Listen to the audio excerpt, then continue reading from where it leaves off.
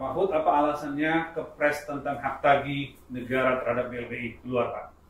Karena dana BLBI itu selama ini baru berupa jaminan surat, jaminan uang, jaminan deposito dan sebagainya yang belum dieksekusi karena menunggu putusan MA.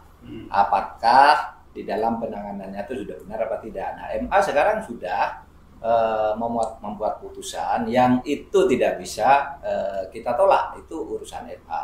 Bahwa ada masyarakat masih mau mempersoalkan itu, silakan lapor ke KPK. Tapi bagi pemerintah, kebijakan BLBI tahun 98 itu sudah selesai, sudah dianggap benar meskipun negara rugi karena waktu itu situasinya menghendaki itu. Kemudian RD Release and Discharge pada tahun 2004 juga menurut putusan MA ya udah selesai. Oleh sebab itu sekarang hak perdatanya kita tagih gitu. Karena semula ini kan perjanjian perdata gitu. Ya, sudah pidananya tidak ada kata MA, ya kita kembali ke perdata, kita tagih sekarang. Berapa kira-kira nilai totalnya itu Pak keseluruhan? Saya baru saja memanggil Dirjen Kekayaan Negara dan Jamdatun dari Kejaksaan Agung. Tadi menghitung 109 lebih, hampir 110. Jadi bukan hanya 108 triliun tapi kira-kira 109 lebih. Tapi dari itu yang realistis untuk ditagih berapa ini masih sangat perlu kehati-hatian gitu. Ada sebagian orang yang mempertanyakan kenapa KPK tidak dilibatkan dalam tim ini, Pak? Nah itu dia. Kalau KPK diikutkan tidak tepat. Pertama karena KPK itu lembaga penegak hukum pidana. Lalu yang kedua, ya KPK itu adalah lembaga dalam rumpun eksekutif, tetapi bukan bagian dari pemerintah. Sehingga dia seperti Komnas HAM dan sebagainya. Dia kalau masuk ke tim kita nanti dikira di setir, dikooptasi dan sebagainya. Biar dia bekerja lah. Kalau memang ada korupsinya dari kasus ini, nanti kan bisa dia ikut, bisa tetap diawasi. Meskipun begitu, saya sudah koordinasi dengan KPK. Saya perlu data-data pelengkap dari KPK karena KPK tentu punya data-data lain di luar soal hukum perdata yang bisa ditagihkan, bisa digabungkan ke perdata karena pidananya sudah diputus.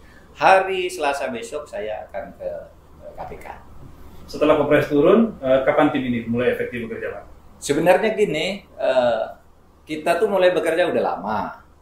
Begitu ada putusan KPK, putusan MA dulu, putusan MA itu tahun 2019, bulan Juli ya. Jadi bahwa ini tidak ada pidananya gitu. Nah, kita sudah mulai menginventarisir kalau tidak ada pidana, mari kita kerja sekarang untuk menagih perdatanya, sudah mulai. Nah, lebih konkret lagi kemudian pada bulan Juni tahun 2020 upaya KPK untuk PK itu tidak diterima oleh MA. Berarti ya sudah selesai, tidak ada upaya hukum lain. Upaya PK-nya itu, peninjauan kembali itu sudah dinyatakan tidak diterima, resmi kan. Nah, lalu kita mulai rapat-rapat sejak bulan Juni tahun 2020 dan begitu KPK mengumumkan itu SP3 ya kita langsung buat tim. Jadi masyarakat kan ada yang curiga, wah itu membuat perdata itu menghilangkan pidana. Memang sudah hilang, tapi kalau masih ada, memang bukan sudah hilang, memang sudah diputus tidak ada pidananya itu oleh Mahkamah Agung.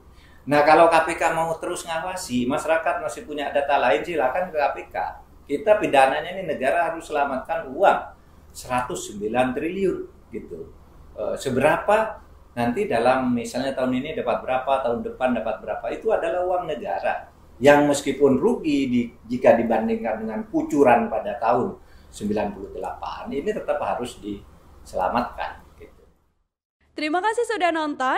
Jangan lupa like, subscribe dan share ya.